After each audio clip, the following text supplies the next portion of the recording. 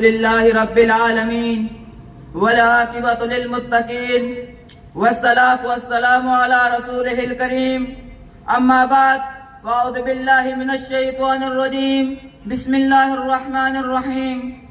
حاضرین مجلس، اسلام میں علم دین حاصل کرنے کی بہت اہمیت ہے۔ یہ نہ صرف دنیاوی زندگی کو بہتر بناتا ہے بلکہ آخرت میں بھی کامیابی کا ذریعہ ہے۔ میں آپ کو اس کے چند فوائد بیان کرتا ہوں۔